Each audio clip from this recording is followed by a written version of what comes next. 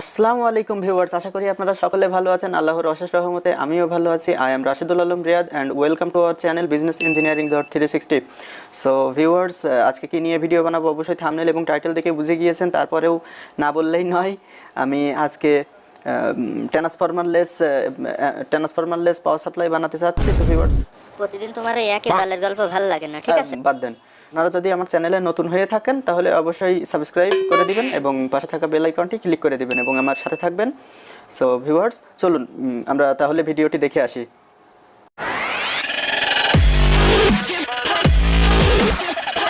তো প্রথমেই আর কি সার্কিটটি আমি এর আগেও একবার দেখিয়েছিলাম। তো সেইখানে আমাদের মেন যে প্রবলেমটা ছিল, আমি এইখানে 100 ওহম এবং 1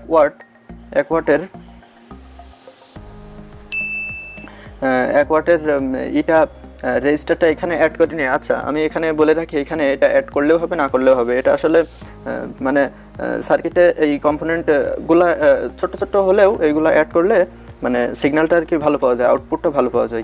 তো প্রথমেই আমি বলে রাখি, এটি 1 মেগা ওহমের একটি রেজিস্ট্যান্স এবং এটি হচ্ছে ক্যাপাসিটার।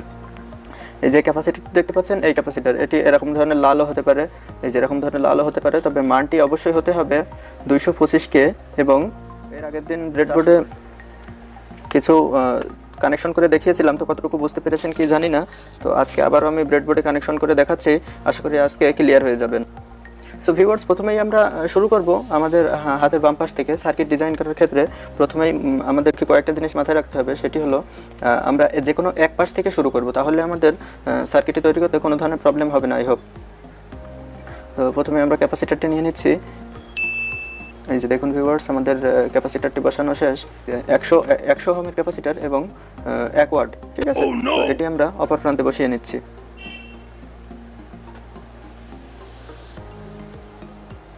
কালার কোডটা একটু কাছ থেকে দেখিয়ে দিই। সো এখন আমরা 1 মেগা ওহমের, এই যে আমি এখানে 2টি রেজিস্ট্যান্স নিয়েছি, আপনারা চাইলে এখানে একটিও ব্যবহার করতে পারেন। কানেকশনটি ভালোভাবে লক্ষ্য করুন।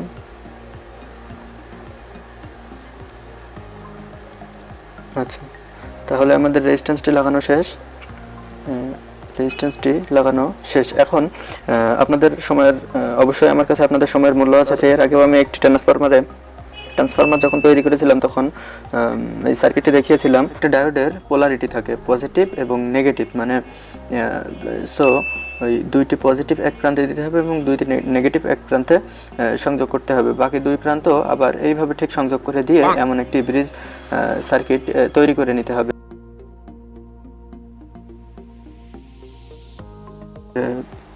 ব্রিজ সার্কিটটি সংযোগ করা শেষ। এখন আমরা দেখব এইখানে আমাদের ক্যাপাসিটার এবং রেজিস্ট্যান্সের অপর প্রান্ত থেকে, এইখানে রেজিস্টার এবং ক্যাপাসিটারের অপর প্রান্ত থেকে একটি ওয়্যার এসে আমাদের ব্রিজ যে সার্কিটটি আছে, ব্রিজ সার্কিটের এখানে এবং পজিটিভ প্রান্ত এবং নেগেটিভ প্রান্তের এক প্রান্তে এসে মিলিত হয়েছে। তো তাহলে আমরা জাম্পার ওয়্যার দিয়ে এটি কানেকশন করে ফেলি।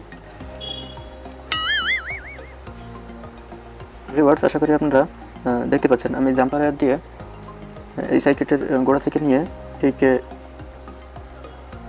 এই সার্কিটের গোড়ায় আমি লাগিয়ে দিয়েছি। প্রান্ত থেকে এসে এখানে এটি হচ্ছে জেনার ডায়োড। এই যে আশা করি আপনারা দেখতে পাচ্ছেন, এটি হচ্ছে জেনার ডায়োড। এই যে এখানে 5, 9, 12, 15 এইগুলো লেখার কারণ কি আমি সেটা একটু পরেই বলছি। Viewers, just wait for some minutes. তো আমরা এইখানে অনেক ধরনের জেনার ডায়োড দেখতে পাচ্ছি। জেনার ডায়োডটি দিয়ে কানেকশন করব। এটি হচ্ছে 9 ভোল্টের জেনার ডায়োড। আমার জেনার ডায়োডটি কানেকশন করা শেষ। জেনার ডায়োডটি এইখানে কানেকশন করার কারণ হচ্ছে, আপনারা ভালো করে লক্ষ্য করলে দেখতে পারবেন, এইখানে আউটপুটের পজিটিভ অংশের একটি পজিটিভ অংশ জেনার ডায়োডে এসে যুক্ত হয়েছে। তো আমরাও জেনার ডায়োডের পজিটিভ অংশটা এইখানে যুক্ত করে দিলাম এবং নেগেটিভ অংশটি এইখানে রাখলাম। বা আমরা এই যে এই নেগেটিভ অংশটি এখানেও সংযোগ করে দিতে পারি। তাহলে আপনারা এইখানে দেখতে পাচ্ছেন, এই নেগেটিভ অংশটি যখন এই জেনার ডায়োডের এইখানে এসে পৌঁছাবে, তাহলে আমরা যদি চাই আমাদের সার্কিটের এই অংশ থেকে আমরা এইখানে বা যে কোনো এই প্রান্তে যে কোনো এক জায়গায় সংযোগ দিয়ে দিলেই আমাদের সংযোগটি কমপ্লিট হয়ে যাবে।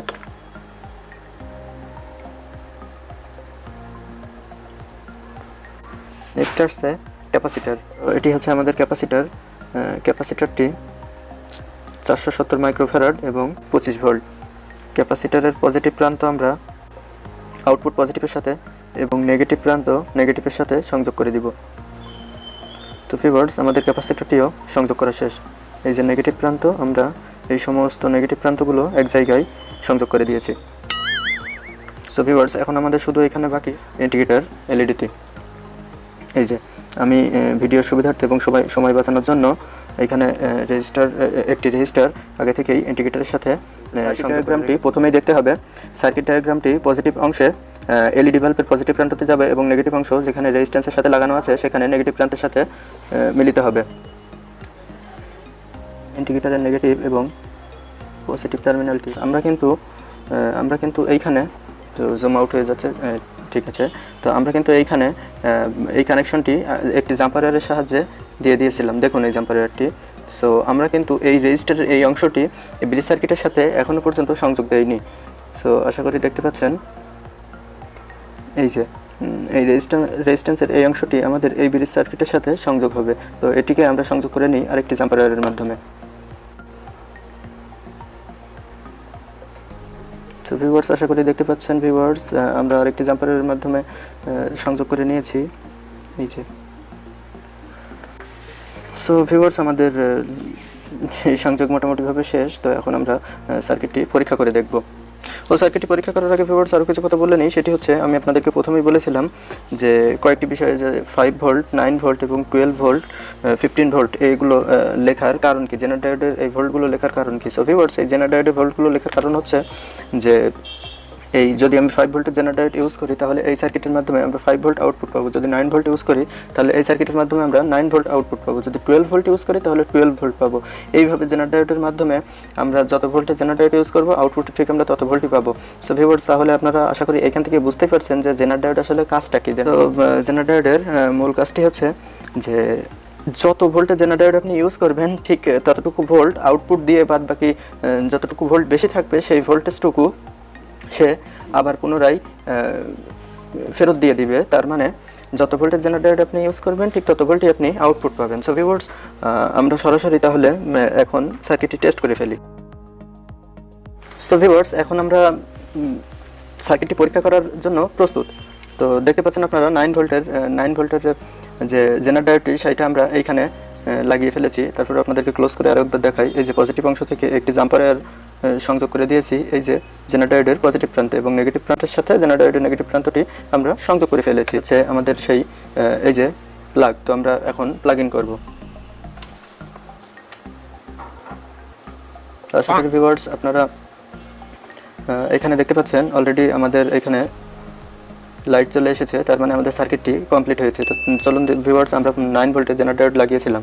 এটি হচ্ছে মাল্টিপারপাস ট্রান্সফরমারলেস পাওয়ার সাপ্লাই একটি সিস্টেম। তো প্রথমেই আমরা এটির ভোল্টেজটি মেজার করে দেখি। এখানে দেখুন ভিউয়ার্স, 9 ভোল্ট ক্যাপাসিটারের গোড়ায় যদি আমরা ধরি তাও কিন্তু ভিউয়ার্স 9 ভোল্টই আমরা এখানে পাচ্ছি। তো আমরা এখানে সংযোগটি বিচ্ছিন্ন করে দিলাম। তো এখন আমরা দেখব যে 9 ভোল্ট তো আমরা পেলাম, তাহলে 9 ভোল্টের যদি আমাদের কোনো প্রজেক্ট থেকে থাকে তাহলে আমরা এখান থেকে আমরা 9 ভোল্ট এক সার্কিটের মাধ্যমেই আমরা 9 ভোল্ট কিন্তু সহজেই বের করতে পারবো। সো এখন 15 ভোল্টের জেনার ডায়োডটি আমরা এখানে সংযোগ করে দেখব। নেগেটিভ অংশ নেগেটিভ প্রান্ত লাগিয়ে দিলাম, positive connection to positive. So আবার আমরা সংযোগ করে দেখি ভিউয়ার্স। দেখুন ভিউয়ার্স, একটি সার্কিটে শুধু একটি জেনার ডায়োড চেঞ্জ করার মাধ্যমে পুরো ভোল্টেজটি পরিবর্তন হয়ে যাচ্ছে। তো আমরা এখানে নেগেটিভ প্রান্ত ধরলাম, এইখানে পজিটিভ। সো দেখুন ভিউয়ার্স, এখানে কিন্তু আমরা সত্যি 15 ভোল্ট পাচ্ছি। 15 ভোল্টের জেনার ডায়োডটি আমরা এখানে সংযোগ করেছি, 15 ভোল্টের জেনার ডায়োড। তো আমরা এইখানে ক্যাপাসিটারের গোড়ায় ধরলেও আপনারা দেখতে পারবেন যে আমরা কিন্তু 15 ভোল্টই পাচ্ছি। সুতরাং আমরা যে পরিমাণ ভোল্ট চাই এই শুধুমাত্র এই জেনার ডায়োড একটি কম্পোনেন্ট পরিবর্তন করার মাধ্যমে আমরা কিন্তু সেই কাঙ্ক্ষিত ভোল্টটি এখান থেকে পাবো। সো ভিউয়ার্স, আশা করি আপনারা দেখতেই পারলেন যে একই সার্কিট থেকে আমি কীভাবে 9 ভোল্ট 15 ভোল্ট, যদি জেনার ডায়োডের 6 ভোল্টের জেনার ডায়োড ইউজ করেন তাহলে আপনারা 6 ভোল্ট পাবেন। তো আশা করি আপনাদের আর বুঝতে বাকি নেই। তো আমি সার্কিটটি আরও একবার দেখিয়ে দিচ্ছি। সো এই হচ্ছে সার্কিট। তো এই সার্কিট ডায়াগ্রামের মাধ্যমে আপনারা করবেন এবং আপনারা চাইলে এইখানে একটি ফিউজও লাগিয়ে নিতে পারেন, এটি আপনাদের ইচ্ছা, তবে কোনো সমস্যা নেই। তো ভিউয়ার্স আসলে হ্যাঁ, আরও একটি কথা বলতে আমি ভুলে গিয়েছি, I am sorry about that. So viewers আপনারা দেখতে পাচ্ছেন আমি এই সার্কিটটিতে আজকে এই ধরনের বড় যে ডায়োডগুলো, এই ধরনের বড় ডায়োডগুলো ইউজ করেছি। তো ভিউয়ার্স আপনারা আসলে বলতে পারেন যে ভাইয়া এই সার্কিটটির ক্ষেত্রে তো ছোটো ডায়োডই যথেষ্ট। হ্যাঁ, ছোটো ডায়োডই যথেষ্ট, আমিও জানি ভিউয়ার্স, কিন্তু আমি মানে আসলে ছোটো ডায়োড যদি আমি এখানে ইউজ করতাম তো ভিডিওতে অনেক ছোট ছোট দেখা যেত। তো আমি আসলে ভিডিওতে আপনাদেরকে সুন্দরভাবে দেখানোর জন্য ছোটো ডায়োড ইউজ করিনি। তো আমার কাছে কিন্তু দুই ধরনের ডায়োডই ছিল, তো তারপরে আমি আপনাদেরকে দেখিয়ে দিচ্ছি। আমি এই ধরনের বড় ডায়োডগুলো ইউজ করেছি আজকে, এই ধরনের বড় ডায়োডগুলো। তো আপনারা চাইলে কিন্তু এই ধরনের ছোট ডায়োডগুলো দিয়েও এই প্রজেক্টটি বা এই ধরনের পাওয়ার সাপ্লাইগুলো, ট্রান্সফরমারলেস যে পাওয়ার সাপ্লাই আছে, এটি আপনারা কিন্তু সুন্দরভাবে তৈরি করতে পারবেন।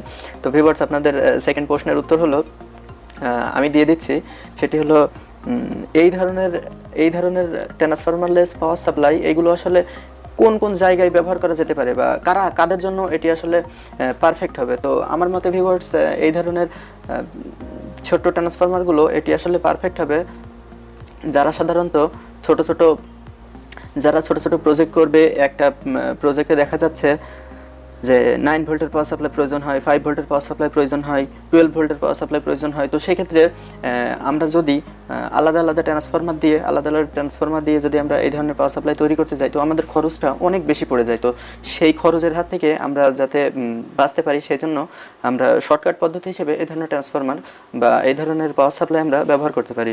তো এই পাওয়ার সাপ্লাইটি সাধারণত আপনি যত ভোল্টই আউটপুট নেন না কেন, যত ভোল্টেজ জেনারেটরটি লাগান না কেন, এটি থেকে আপনারা সর্বোচ্চ 500 মিলি অ্যাম্পিয়ার, তার মানে 0.5 অ্যাম্পিয়ার পর্যন্ত কারেন্ট আউটপুট পাবেন ভিউয়ার্স। তো এটি আসলে মাথায় রাখবেন।